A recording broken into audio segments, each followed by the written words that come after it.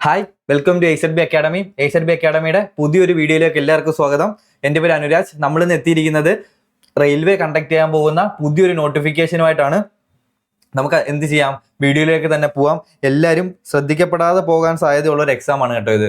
കാരണം ടെക്നീഷ്യൻ ഇപ്പോൾ വന്നിട്ടുണ്ടെന്ന് ഇപ്പം നിലവിൽ എങ്ങനെ നമ്മുടെ സൈറ്റിൽ നമുക്ക് അപ്ലൈ ചെയ്യാൻ വേണ്ടിയിട്ട് അവൈലബിൾ ആണ് ടെക്നീഷ്യൻ എക്സാം. പക്ഷെ ഇതിനകത്ത് ഇങ്ങനെ ഒരു സംഭവം ഉണ്ടെന്ന്, എങ്ങനെ നമുക്ക് 12th പാസ്സായിട്ടുള്ള ആൾക്കാർക്ക് നമുക്ക് എന്തിനു വേണ്ടിയിട്ട് ടെക്നീഷ്യൻ അപ്ലൈ ചെയ്യാമെന്നുള്ള കാര്യം പലർക്കും ചിലപ്പോൾ അറിയുന്നുണ്ടാവില്ല.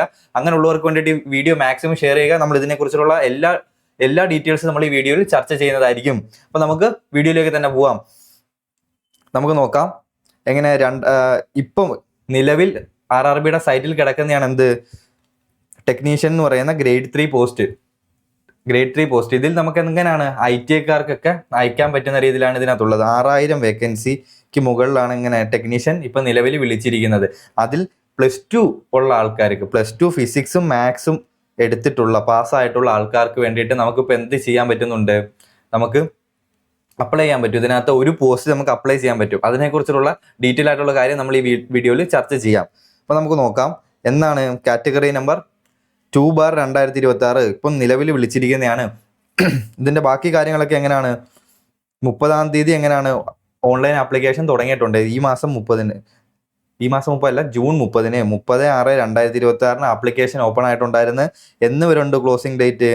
ജൂലൈ 29 വരുന്നുണ്ട്. അത്രയും നാളത്തേക്ക് നിങ്ങൾ വെയിറ്റ് ചെയ്യരുത്. കാരണം നിങ്ങൾ OBC ഒക്കെ ആണെങ്കിൽ നോൺ ക്രീമിലർ ഒക്കെ എടുക്കേണ്ടി വരും. ഈ നോൺ ക്രീമിലർ ഒക്കെ എടുക്കണമെങ്കിൽ എന്ത് ചെയ്യേണ്ടി വരും, നമ്മൾ ഒരാഴ്ച മുമ്പെങ്കിലും പ്രോസസ്സ് ചെയ്യുക. ലാസ്റ്റ് ആകുമ്പോഴത്തേക്കും സൈറ്റൊക്കെ ബിസി ആയിരിക്കും. അപ്പം നിങ്ങൾ മാക്സിമം ആപ്ലിക്കേഷൻ അപ്ലൈ ചെയ്യാൻ പറ്റുന്ന, നിങ്ങൾ ക്വാളിഫൈ ആണെങ്കിൽ, നിങ്ങൾക്ക് +2 എങ്കിലും ഉണ്ടെങ്കിൽ, ITക്കാർക്ക് എല്ലാം അപേക്ഷിക്കാം. ഞാൻ പറയുന്നത് നിങ്ങൾക്ക് +2 ഫിസിക്സ് + മാത്സ് നിങ്ങൾക്ക് ഉണ്ടെങ്കിൽ എന്ത് ചെയ്യാം, നിങ്ങൾക്ക് ഇതിന് വേണ്ടിയിട്ട് അപ്ലൈ ചെയ്യാം. നമുക്ക് അടുത്ത കാര്യങ്ങളിലേക്ക് പോവാം. ഗ്രേഡ് 3 എന്ന് പറഞ്ഞു കഴിഞ്ഞാൽ എത്രയാണ്, ഒരു ലെവൽ 2 പോസ്റ്റാണ്. നമുക്ക് ഇതിനകത്ത് എഴുതിയേക്കുന്ന സാലറി നിങ്ങൾ നോക്കണ്ട. ഇൻഹാൻഡ് വരുന്ന സമയത്ത് സാലറി മാറും. നമുക്ക് എത്ര വയസ്സ് വരെ ഉള്ളവർക്ക് എഴുതാം, 18 മുതൽ 30 വയസ്സ് വരെ ഉള്ളവർക്ക്. ഏത് UR കാറ്റഗറിയിൽ. ഇത് OBC ആകുമ്പോൾ എങ്ങനെയാണ്, ഒരു +3, ഒരു 3 വയസ്സും കൂടെ കൂടും. ഇത് SC ST ആകുമ്പോൾ എങ്ങനെ ആവും, ഒരു +5 വയസ്സും കൂടെ, ഒരു 5 വയസ്സും കൂടെ കൂടും. മനസ്സിലായല്ലോ. അപ്പോൾ നമുക്ക് അടുത്ത പോയിന്റിലേക്ക് പോകാം. എങ്ങനെ, നമ്മൾ നേരത്തെ പറഞ്ഞ പോലെ തന്നെ RRB ടെക്നീഷ്യൻ ഗ്രൂപ്പ് 3 ഏജ് എന്താണ്, 18 മുതൽ 30 വരെയാണ്. SC ST ആകുമ്പോൾ നമ്മൾ നേരത്തെ പറഞ്ഞ പോലെ 5 വയസ്സ്, OBC ആകുമ്പോൾ 3 വയസ്സ് എക്സ്ട്രാ നമുക്ക് കൂട്ടാനായിട്ട് പറ്റും. ഇതിനകത്ത് എക്സൈറ്റിംഗ് പാർട്ട് എന്താണ്, +2 10th + +2 ഫിസിക്സ് ആൻഡ് മാത്സ് ഉള്ളവർക്ക് ഇത് അപ്ലൈ ചെയ്യാം. ഇത് ഉള്ള എല്ലാ കാൻഡിഡേറ്റ്സും എന്ത് ചെയ്യുക, ഇതിന് വേണ്ടിയിട്ട് അപ്ലൈ ചെയ്യാൻ വേണ്ടിയിട്ട് ശ്രമിക്കുക. മെഡിക്കൽ സ്റ്റാൻഡേർഡ് B1 ആണ്. എന്താണ് B1? അത് നമ്മൾ എക്സ്പ്ലെയിൻ ചെയ്യുന്നതായിരിക്കും. അപ്പം അധികം പേര് ഇത് അയക്കാൻ മടി കാണിച്ച് നിൽക്കുന്നത് എന്താണ്, 500 രൂപ ഇതിനൊരു ഫീസ് ഉണ്ട്. ഏത് UR അല്ലെ OBC ഉള്ളവർക്ക് ഫീസ് ഉണ്ട്. ഗേൾസിന് ഇതിന് ഫീസ് ഇല്ല. നമ്മളത് എക്സ്പ്ലെയിൻ ചെയ്യാം. ബോയ്സിന് എത്ര, 500 രൂപ ഫീസ് ഉണ്ട്. പക്ഷേ നിങ്ങൾ എന്ത് ചെയ്യുക, അപ്ലൈ ചെയ്യുക. കാരണം നമുക്ക് ജോലി കിട്ടുമ്പോൾ ഇതൊന്നും ഒന്നുമല്ല. നമുക്ക് വേക്കൻസികൾ അല്ലെ നമുക്ക് വരുന്ന ചാൻസസ് നമ്മൾ യൂട്ടിലൈസ് ചെയ്യാൻ വേണ്ടി ശ്രമിക്കുക. നിങ്ങൾ പോയി എക്സാം അറ്റൻഡ് ചെയ്ത് കഴിഞ്ഞാൽ ഇവർ ബാക്കി 400 രൂപ നമ്മുടെ അക്കൗണ്ടിലേക്ക് ഇട്ട് തരും.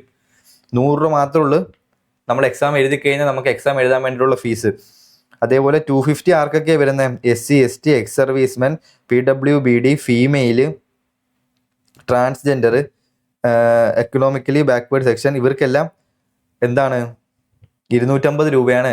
നേരത്തെ ഞാൻ എന്താണ് ഫീസില്ലെന്ന് പറഞ്ഞല്ല, 250 രൂപയാണ് ഇവർക്കെല്ലാം ഫീസ്. ഇവർ എക്സാം എഴുതി കഴിഞ്ഞാൽ എത്ര, 180ഓളം രൂപ തിരിച്ച് നമ്മുടെ അക്കൗണ്ടിലേക്ക് വരുന്നതായിരിക്കും. അതുപോലെ നമ്മുടെ സാലറി ഞാൻ നേരത്തെ പറഞ്ഞു, ഇൻഹാൻഡ് സാലറി എത്ര, 35 to 40K ഇൻഹാൻഡ് സാലറി നമുക്ക് വരുന്നുണ്ട്. അതേപോലെ സിംഗിൾ സ്റ്റേജ് എക്സാം ആണ് കേട്ടോ ഇത്. ഒറ്റ എക്സാമേ ഉള്ളൂ നമുക്കിതിന്. ഒറ്റ എക്സാം കഴിഞ്ഞ് കഴിഞ്ഞാൽ നമുക്ക് എന്ത് കിട്ടും, ജോലി കിട്ടും. സിംഗിൾ സ്റ്റേജ് എക്സാം കഴിയുന്നു. ഡോക്യുമെന്റ് വെരിഫിക്കേഷൻ ആണ് അടുത്ത നമ്മുടെ മെഡിക്കലാണ്. മെഡിക്കൽ കഴിഞ്ഞാൽ നമ്മൾ എന്ത് ചെയ്യും, റാങ്ക് ലിസ്റ്റിലേക്ക് നമ്മൾ എത്തിക്കഴിഞ്ഞാൽ നമ്മൾ റെയിൽവേയുടെ ടാഗിലുള്ള ടൈ ഇട്ട് നമ്മൾ ജോലിക്ക് പോകുന്നതായിരിക്കും. നമ്മൾ ആ രീതിയിൽ മാനിഫെസ്റ്റ് ചെയ്യണം. നമ്മൾ ജോലി കിട്ടുന്ന രീതിയിൽ മാനിഫെസ്റ്റ് ചെയ്യണം. അപ്പം നമുക്കിതിൻ്റെ സിലബസ് ഒന്ന് നോക്കാം. നിങ്ങളിപ്പോൾ ഓൾറെഡി SSCക്ക് പ്രിപ്പയർ ചെയ്യുന്ന ആൾക്കാരായിരിക്കാം, അല്ലെങ്കിൽ RRBയുടെ ഏതെങ്കിലും എക്സാംസിന് ഓൾറെഡി പ്രിപ്പയർ ചെയ്യുന്ന NTPC പോലുള്ള ഗ്രൂപ്പ് D പോലുള്ള എക്സാമിന് പ്രിപ്പയർ ചെയ്യുന്നതാണെങ്കിൽ നിങ്ങളുടെ സിലബസിന് ഒരു മാറ്റവും ഇല്ല. ഇതൊരു ടെക്നീഷ്യൻ പോസ്റ്റ് ആണെങ്കിലും ഇതിൽ എന്താണ് ടെക്നിക്കലായിട്ടുള്ള ഒരു കാര്യവും നമുക്ക് പഠിക്കേണ്ടി വരുന്നില്ല. നമുക്ക് എന്താണ്, നമുക്ക് വരുന്നത് പോലെ തന്നെ മാത്സ്, NTPCക്കും ഗ്രൂപ്പ് Dക്കും ഉള്ള മാത്സ് ഉണ്ടല്ലോ, സെയിം മാത്സ് തന്നെയാണ്. 25 ചോദ്യം 25 മാർക്കിന് വരും. ജനറൽ ഇൻ്റലിജൻസ് ഒരു മാറ്റവും ഇല്ല. ഏത് NTPCക്കുള്ള, ഗ്രൂപ്പ് Dക്കുള്ള, ഗ്രൂപ്പ് D ഒക്കെ പ്രിപ്പയർ ചെയ്തുകൊണ്ടിരിക്കുന്നവർ എന്ത് ചെയ്യുക, എക്സ്റ്റെൻഡഡ് ആയിട്ട് ഇതും കൂടെ പ്രിപ്പയർ ചെയ്യാൻ വേണ്ടി ശ്രമിക്കുക. അപ്പോൾ ഈ എക്സാം എഴുതാൻ വേണ്ടിയിട്ട് ശ്രമിക്കുക. അതിനും എന്താണ് 25 ക്വസ്റ്റ്യൻ ആണ്, 25 മാർക്കാണുള്ളത്. സയൻസ് 40 മാർക്കിന് സയൻസ് ഉണ്ട് കേട്ടോ. ഗ്രൂപ്പ് ഡിക്കും ഇതേപോലെയാണ്. ഗ്രൂപ്പ് ഡിക്ക് എത്രയാണ്? നമുക്ക് 25 മാർക്കിന് സയൻസ് ഉണ്ട്. സയൻസിന് സെപ്പറേറ്റ് വെയിറ്റേജ് കൊടുത്താണ് ഇതിനകത്ത് വരുന്നത്. 40 മാർക്കുണ്ട്. അതുപോലെ ജനറൽ അവയർനെസ് എത്ര? 10 ക്വസ്റ്റ്യൻ. ഇതിനകത്ത് കറണ്ട് അഫെയർ ആണ് ഏറ്റവും കൂടുതൽ ചോദിക്കാറ് കേട്ടോ. അപ്പം 10 മാർക്ക്. അങ്ങനെ 100 മാർക്കിനാണ് നമ്മുടെ എക്സാം. 100 മാർക്കിൻ്റെ എക്സാമിന് നമുക്ക് തരുന്നത് 90 മിനിറ്റേ ഉള്ളൂ. അതാണ് ഇവിടുത്തെ കളി. 100 മാർക്കിൻ്റെ എക്സാമിന് നമുക്കിവിടെ 90 മിനിറ്റേ ഉള്ളൂ. ഈ ടൈമിനുള്ളിൽ നമ്മൾ മാക്സിമം സ്കോർ ചെയ്യാൻ ശ്രമിക്കുക. 1/3. 3 ക്വസ്റ്റ്യൻ തെറ്റുമ്പോഴാണ് നമ്മൾ ഒരു ക്വസ്റ്റ്യൻ്റെ മാർക്ക് പോകുന്നത്. അല്ലെ 1/3 ആണ് എന്ത്? Negative mark. ഓക്കെ. പിന്നെ നമ്മൾ അറിയേണ്ട ഒരു കാര്യം, കട്ട് ഓഫ് എന്ന് പറയുന്നത് റെയിൽവേയുടെ ഒരു എക്സാം ആണ്. നമുക്ക് കട്ട് ഓഫ് എന്ന് പറയുന്നത് എപ്പോഴും ഹൈ ആയിരിക്കും. പ്രത്യേകിച്ച് ഈ എക്സാമുകൾക്ക് കട്ട് ഓഫ് ഹൈ ആയിരിക്കും. കാരണം നമ്മൾ എന്താണ് ചെയ്യുന്നത്? ഇത് ടെക്നീഷ്യൻ ഗ്രേഡ് 3 എന്ന് പറയുന്ന പോസ്റ്റാണ്. ടെക്നീഷ്യൻ ഗ്രേഡ് 3 എന്ന് പറയുന്ന പോസ്റ്റാണ്. ഈ പോസ്റ്റിൽ എന്ന് പറഞ്ഞാൽ നമ്മൾ ഗ്രൂപ്പ് ഡിയിൽ നിന്ന് ഒരുപാട് പ്രൊമോഷൻ ലഭിച്ച് എത്തേണ്ടിയിരുന്ന പോസ്റ്റാണ്. എന്ന് വെച്ചാൽ ലെവല് വ്യത്യാസമുണ്ട്.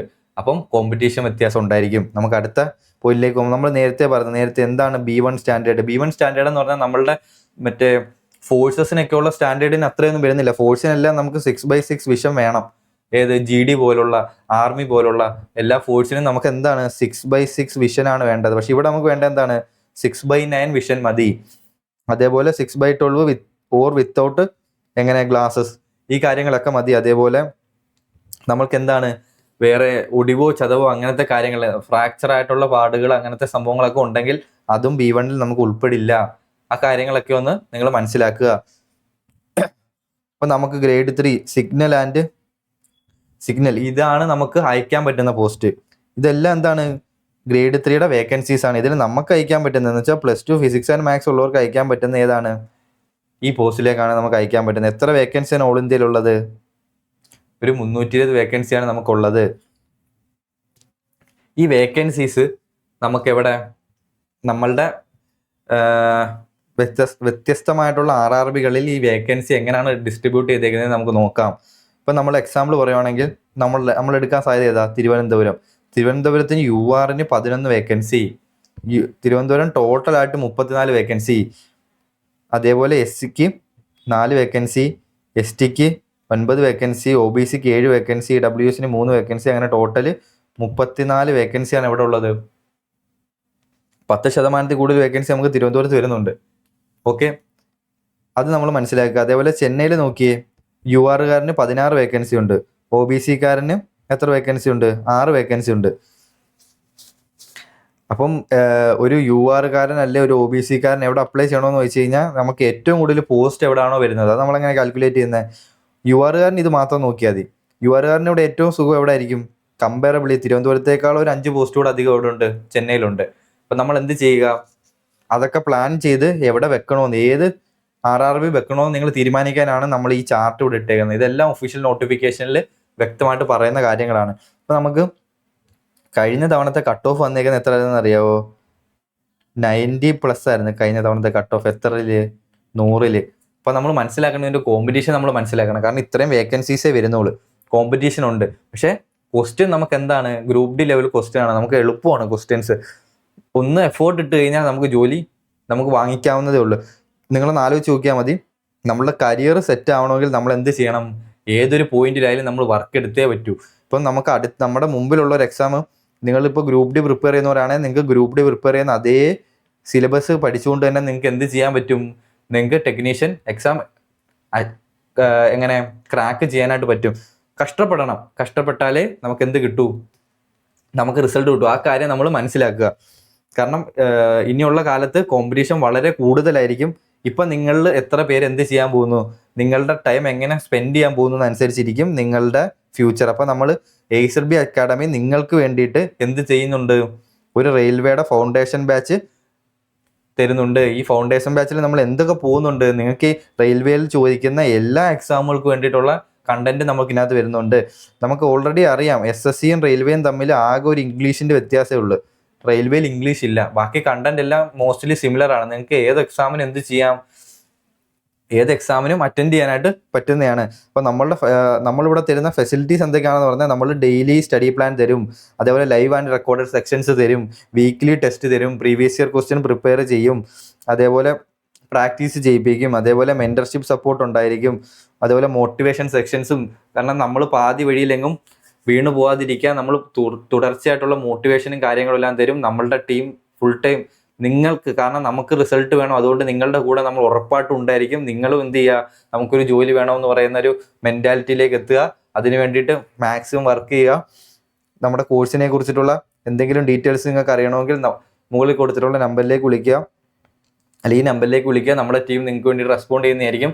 ഈ വീഡിയോയെക്കുറിച്ച് അല്ലെങ്കിൽ നമ്മളിപ്പോൾ പറഞ്ഞ RRB ഗ്രൂപ്പ് ഡി RRB ടെക്നീഷ്യനെ കുറിച്ച് എന്തെങ്കിലും ഡൗട്ട് ഉണ്ടെങ്കിൽ നിങ്ങൾ എന്ത് ചെയ്യുക, കമൻറ്റിൽ രേഖപ്പെടുത്തുക. അതിനുള്ള മറുപടി നമ്മുടെ ടീം നിങ്ങൾക്ക് വേണ്ടി തരുന്നതായിരിക്കും. അപ്പോൾ ശരി, നമുക്ക് അടുത്തൊരു വീഡിയോയിലേക്ക് അടുത്തൊരു കണ്ടന്റുമായിട്ട് വരാം.